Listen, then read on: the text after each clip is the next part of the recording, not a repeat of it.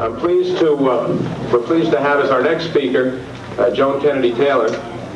She is senior editor of Libertarian Review and was chairperson of the platform committee, in the 1979 convention in Los Angeles. She's a member of the platform committee this year, and I know many of you who have read a number of her articles in various libertarian publications. Too numerous to mention, and so without further ado, I'll ask her to come up and give her presentation.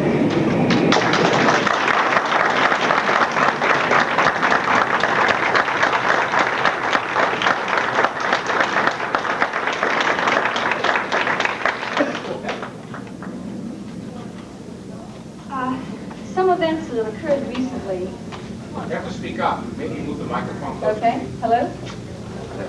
Which is this it? Yes. Okay.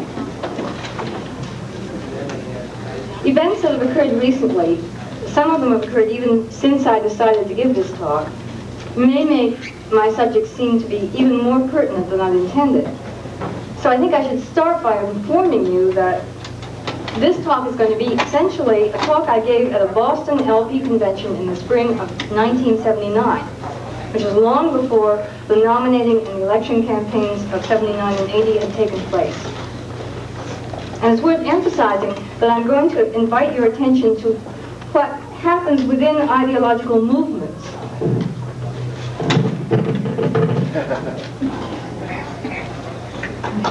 Okay. What happens within ideological movements? Movements which are, in F.A. Hayek's terms, spontaneous orders, planned by no one.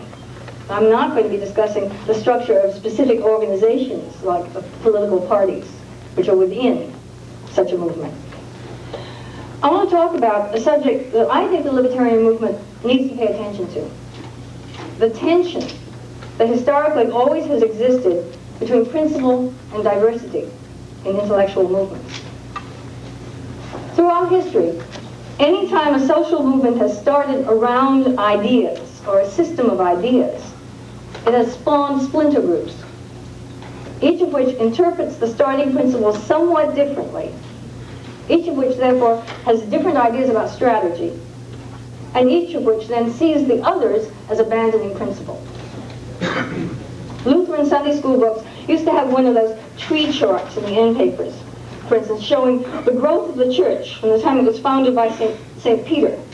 And then at the time of the Reformation, the true church keeps on growing straight up, and the Catholic Church diverges and branches off. This is not what Roman Catholics are taught.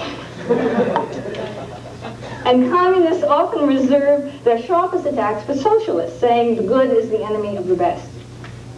People end up killing each other over ideas. And they seem almost more likely to do it when they started out in agreement. The more idealistic the allegiance to principle, it seems, the more important the principle is seen to be, the more strategic differences are seen as differences of principle, and the greater the possibility of splintering.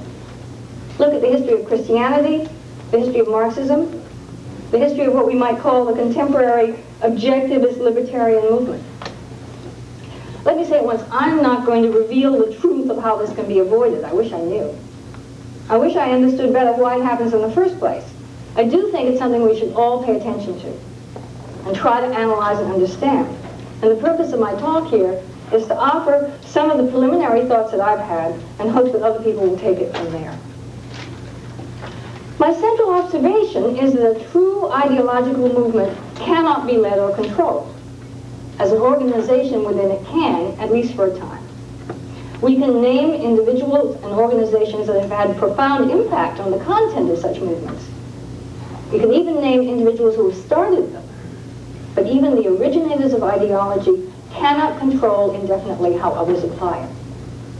An ideological movement is a spontaneous order. If we recognize that, it may help us to cultivate attitudes of mind that take advantage of that fact. It certainly helps a movement not to splinter if it doesn't have a Pope or a Lenin or a Rand at its center. Someone who attempts the impossible task of controlling ideas and of having the final word in formulating principle and strategy.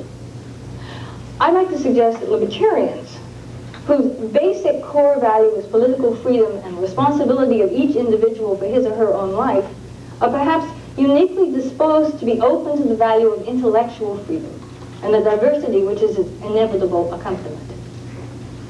I say that diversity is the inevitable accompaniment of putting the value of intellectual freedom into practice because of the nature of human choice. We learn ideas as well as skills through trial and error. Since we're not infallible beings, we have to make mistakes as a side effect of making choices.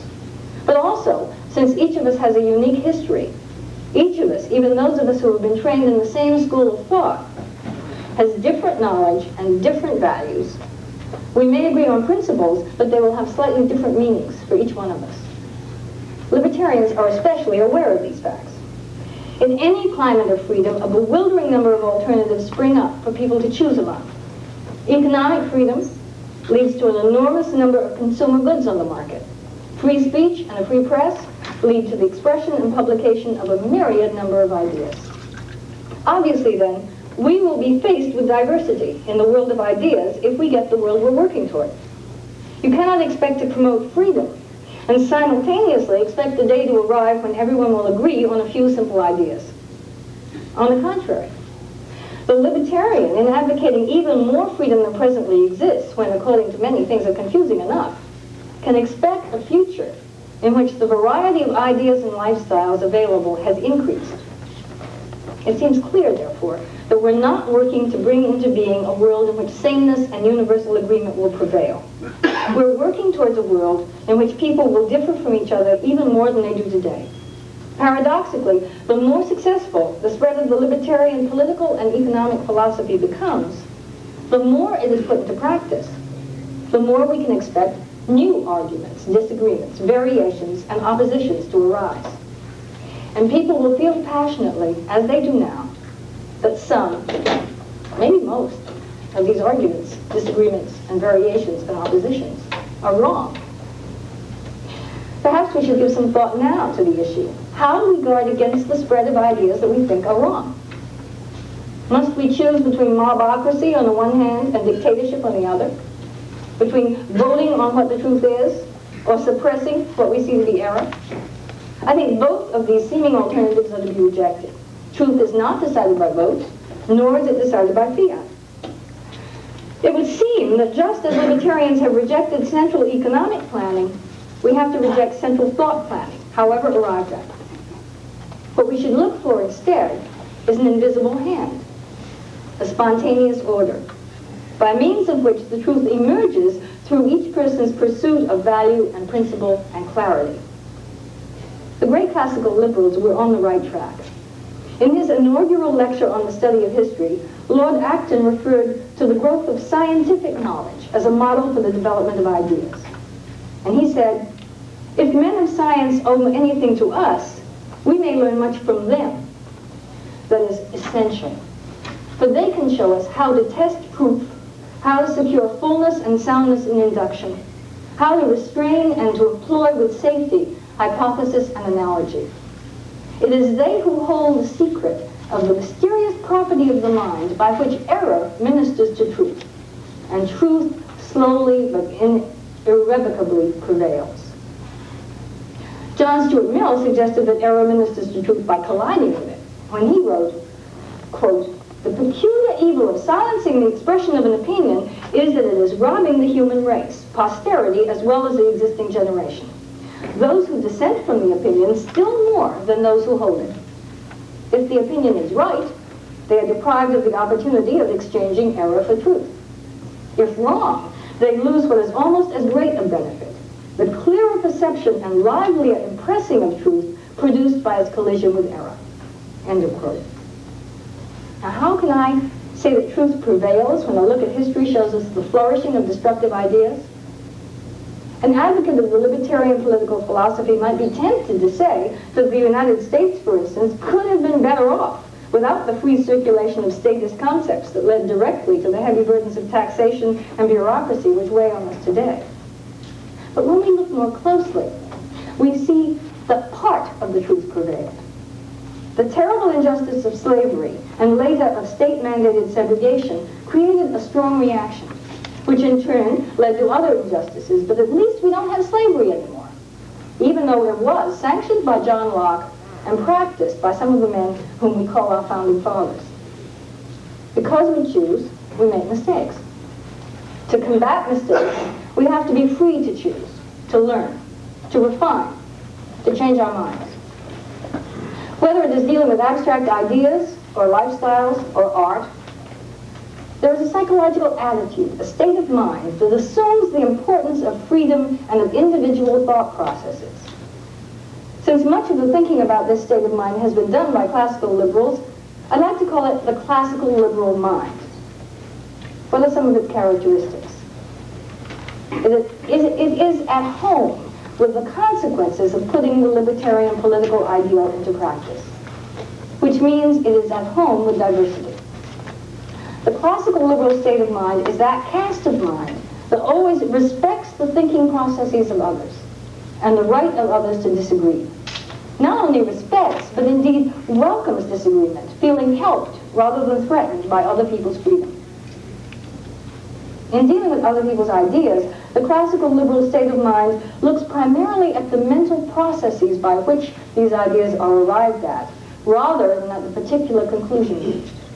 A person with such an attitude of mind feels more at home with another who cares about ideas and follows a thinking process to the conclusion it leads to, even if it leads to a conclusion that he or she happens to disagree with, than he or she does with another who agrees with a conclusion but says, someone I admire has reached this conclusion, so it must be right, even if I don't know why. The classical liberal state of mind trusts to the efficacy of the human mind. Therefore, such a person is not afraid of seeming slow, not reluctant to say, that's an interesting argument, but I haven't completely absorbed it. Further, the classical liberal mind knows that people live by ideas which grow deep into their lives. Explaining a new idea once to a person cannot and should not cause him to reject all the ideas he had previously found reasonable. To echo John Stuart Mill again, we cannot ask the majority of mankind, quote, to place such reliance in their own power of estimating arguments as to give up practical principles in which they have been born and bred and which are the basis of much of the existing order of the world at the first argumentative attack which they are not capable of logically resisting, end of quote. Even those who hold opinions opposite to ours must live by their own best judgment, after all, and should not be coerced or deceived into agreement. I would say then that what I'm calling the classical liberal state of mind is one which welcomes diversity and thoughtful disagreement, respects the fact that it takes time to grasp a new idea and to integrate it into one's life, and trusts in the efficacy of the human mind. Now, does all of this result in a mind so open that the truth falls out? Nothing. It's possible to have convictions and still to respect thoughtful people of different convictions. In Anarchy, State, and Utopia, Robert Nozick criticizes the usual manner of presenting philosophical works as though, he says, their authors believe them to be the absolute final word on their subject. And he goes on to say that although he thinks that what he has to say is correct, and I want to underline that, at those particular points in my arguments, transitions, assumptions, and so forth, where I feel the strain, I try to comment, or at least to draw the reader's attention to what makes me uneasy, end of quote. In other words, he's presenting his argument, but he also wants to tell the reader where he thinks his argument may be open to attack. That's an example of the attitude of mind that I'm talking about. So is Lord Acton's famous dictum that in order to understand the true connection of ideas, it is a source of power and an excellent school of principle, not to rest until we have made out for our opponents a stronger and more impressive case than they present themselves. My late husband, David Dawson, who gave courses on argumentation, thought that this was one of the most fundamental principles of the science and art of argument. He said once, failure to heed this dictum puts you into a windowless box from which your opponents are invisible to you and you are invisible to them.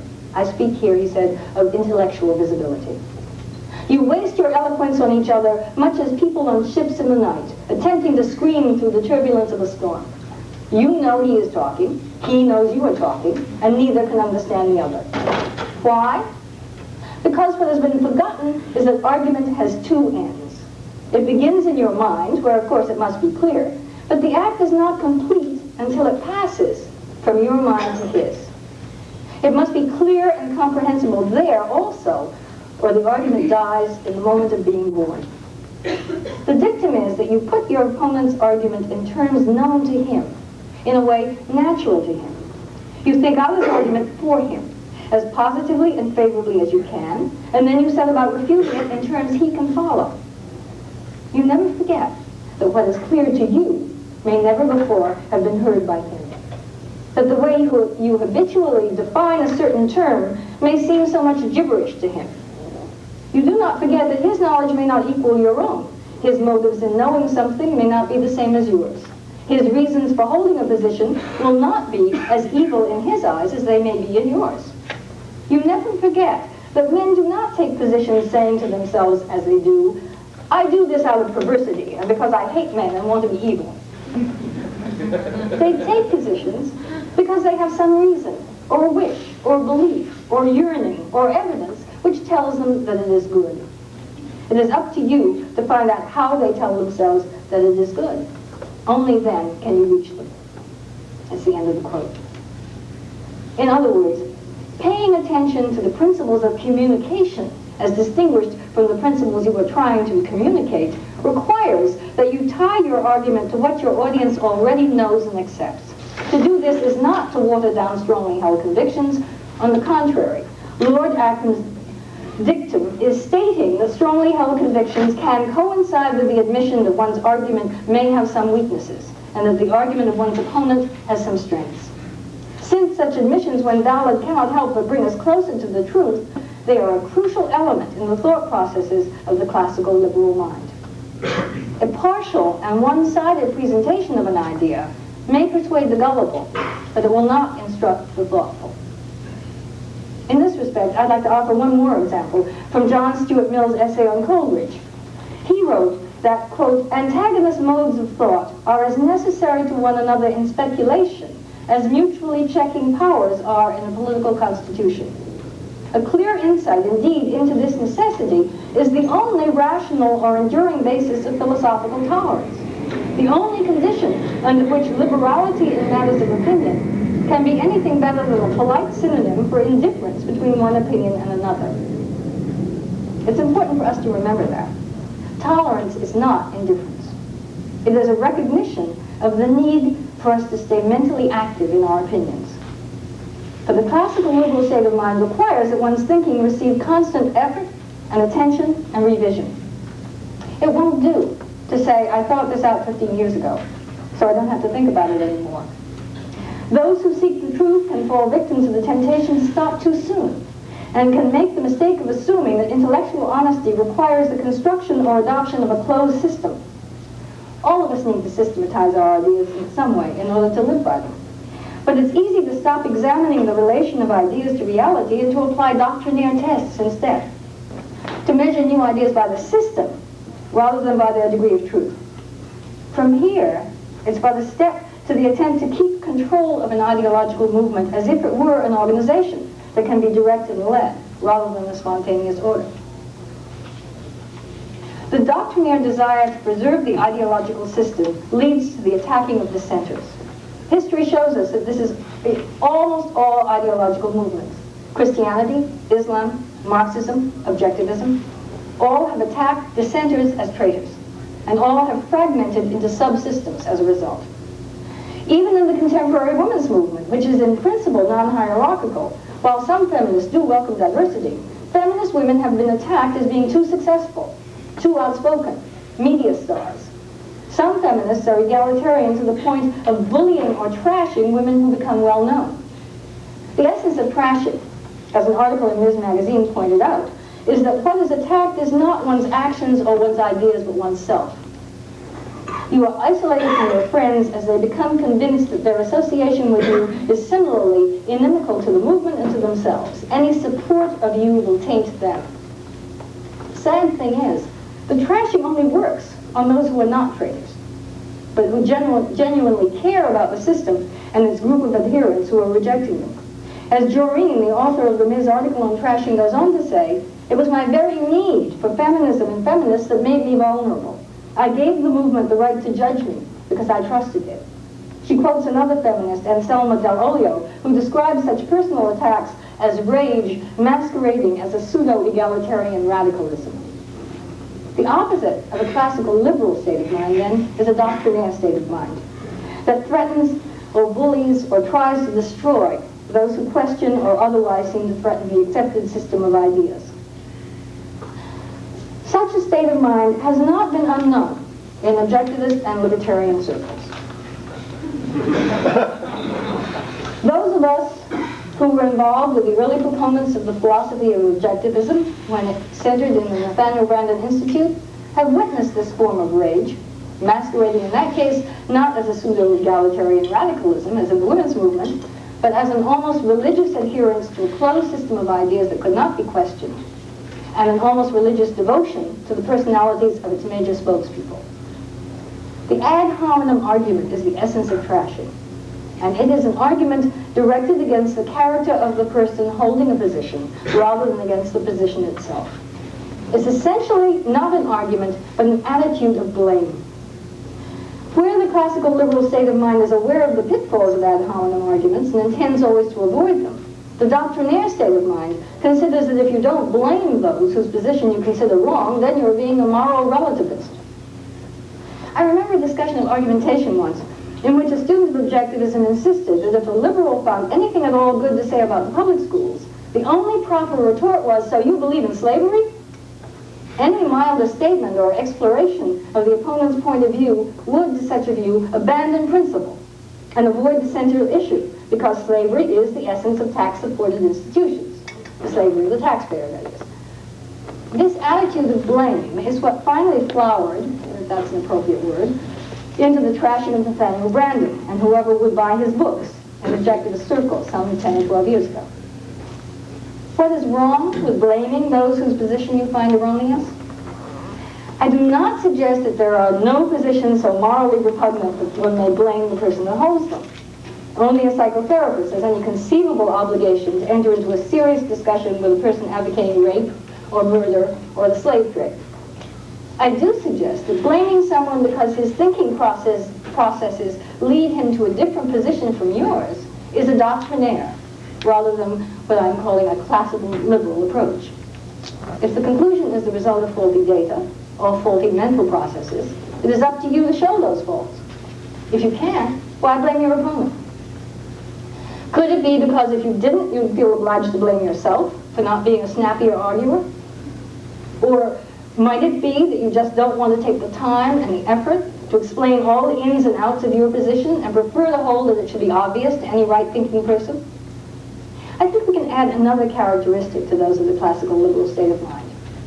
It not only welcomes diversity, respects the fact that it takes time to grasp a new idea, and trusts in the efficacy of the mind, it enjoys the effort of communication. But so far we're talking about an individual mind, grasping and communicating ideas. Are there any implications in this for a movement? This is where I hope that other people will be able to go further than I have in developing this idea. Could we say that there are classical liberal characteristics of a movement as differentiated from the intellectual content of a program? Doesn't it have to follow that a movement built around the philosophy of individualism has to find ways to emphasize the individuality and independence and variety of its members, rather than their conformity and obedience? Since a movement is a spontaneous order, we can only influence it by influencing the organizations within it. If society is to be restructured in a libertarian direction, individual members of society must adopt the attitude that they are responsible for the shape of their own lives and need not depend on the group or on government to tell them what to do. To persuade them of this and then recruit them into a movement, don't we have to offer them something other than doctrinaire organizations? It seems to me that the libertarian movement must essentially promote self-realization in all its forms, because self-realization is basic to a society whose characteristics would be the free market, the free mind, and self-responsibility. Now, we're not egalitarian. We have to have specialization. I'm in no sense saying that organizations must be non-hierarchical, or that there's no room for the political expert, the public relations person or the full-time politician in libertarian circles. On the contrary, we must cherish and support those who have the talent and the energy and the dedication to be leaders. But we must expect them to persuade us, not to order us or manipulate us. And we should look for a willingness in our leaders to allow diversity of ideas, to sanction a forum for diversity of ideas as being part of the movement. I find Nozick's view of utopia very inspiring in this respect. He points out that people with very different ideas of the kind of community they want to live in may all be willing to cooperate to achieve a framework of minimal government because the ideal community is a group of different communities within some framework that keeps any one community from imposing its life pattern on the others. This idea, I think, takes libertarianism a step further toward freedom past democracy. In this way, the believer in democracy is willing to let the majority will prevail. The believer in libertarianism is willing to let the individual will prevail in all areas to which the individual has a right. However, not everyone who considers himself to be a libertarian looks forward to such a future. It sometimes seems as if two different kinds of people have become attracted to the libertarian political and economic philosophy. One kind cherishes diversity. The other kind dislikes diversity, considers differing lifestyles and opinions to be wrong, and looks forward to their being disposed of by a free market.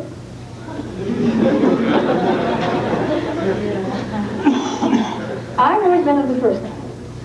When a group within objectivism decided to start a magazine entitled Verdict, my reaction was to start a magazine called Persuasion. Because I see no other way for us to reach a society of freedom, of diversity, of respect for individual rights and individual responsibility, of confidence in human efficacy and the human mind's ability to grasp truth, except by adopting a policy of freedom, of diversity, of respect for individual rights and individual responsibility, of confidence in human efficacy and the human mind's ability to grasp truth. Isn't a party-line libertarianism an impossible contradiction? After all, the way we deal with people in our movement will demonstrate the way we will be willing to structure our society. We are hardly working for a vision of centrally planned anarchy.